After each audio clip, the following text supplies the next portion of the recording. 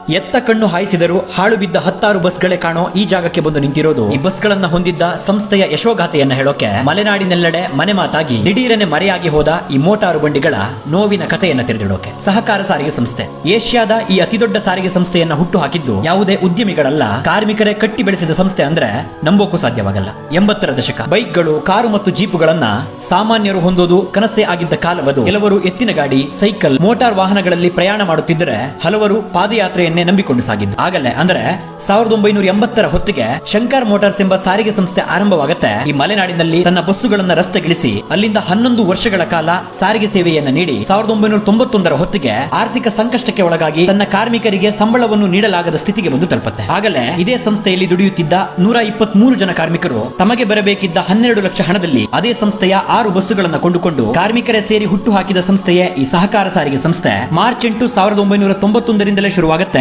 ಈ ಸಂಸ್ಥೆಯ ಯಶೋಗಾಥೆ. ಈ ಬಸ್ಗಳು ಅದೆಷ್ಟೋ ಜನರನ್ನ ಕುಗ್ರಾಮಗಳಿಂದ ಪ್ರತಿನಿತ್ಯ ನಗರಗಳಿಗೆ ಹೊತ್ತು ತರ್ತವೆ. ಮಲೆನಾಡು ಮತ್ತು ಕರಾವಳಿಯ ನರನಾಡಿಯಾಗಿ ಜನಮಾನಸದಲ್ಲಿ ಬೆರೆತು ಹೋಗ್ತವೆ. ಆದರೆ ಸುದೀರ್ಘ 28 ವರ್ಷಗಳ ಕಾಲ ಸಾರಿಗೆ ಸೇವೆಯನ್ನು ಸಲ್ಲಿಸಿದ 6ರಿಂದ ಶುರು ಮಾಡಿ 76 ಬಸ್ಗಳವರೆಗೂ ಬಂದು ನಿಂತಿದ್ದ ಈ ಸಂಸ್ಥೆ 2019ರ ಹೊತ್ತಿಗೆ ದಿಢೀರನೆ ನಷ್ಟಕ್ಕೊಳಗಾಗುತ್ತೆ. ಅದಕ್ಕೆ ಕಾರಣ ಮತ್ತಷ್ಟು ಖಾಸಗಿ ಸಂಸ್ಥೆಯ ಬಸ್ಗಳು ಹುಟ್ಟಿಕೊಂಡಿದ್ದು, ಆಟೋ ಟ್ಯಾಕ್ಸಿಯ ಜೊತೆಗೆ ಹಲವರು ಸ್ವಂತ ವಾಹನವನ್ನ ಹೊಂದಿದ್ದು ಒಂದಾದರೆ ಈ ಸಂಸ್ಥೆಯ ಆಡಳಿತ ವೈಫಲ್ಯವು ಮತ್ತೊಂದು ಮುಖ್ಯ ಕಾರಣವಾಗುತ್ತೆ. ಪಡೆದ ಸಾಲವನ್ನ ಹಿಂದಿರುಗಿಸದೆ ಈ ಸಂಸ್ಥೆಗೆ ನ್ಯಾಯಾಲಯ ಮುಟ್ಟುಗೋಲನ್ನು ಹಾಕತ್ತೆ. ಅಂದು ರಸ್ತೆಯಿಂದ ಸರಿದು ನಿಂತ ಈ ಬಸ್ಸುಗಳು ಇಂದಿಗೂ ಸ್ತಬ್ಧವಾಗಿ ನಿಂತಿವೆ.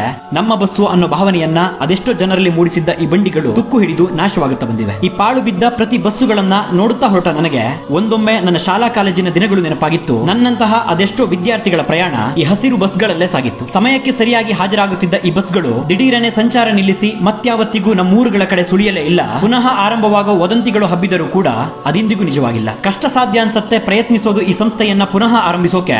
ಆದರೂ ಮತ್ತೆ ಈ ಬಸ್ಗಳು ರಸ್ತೆಗಿಳಿಯಲಿ ಅನ್ನೋದೇ ನನ್ನಂತ ಹಲವು ಮಲೆನಾಡಿಗರ ಹೆಬ್ಬಯಕೆ.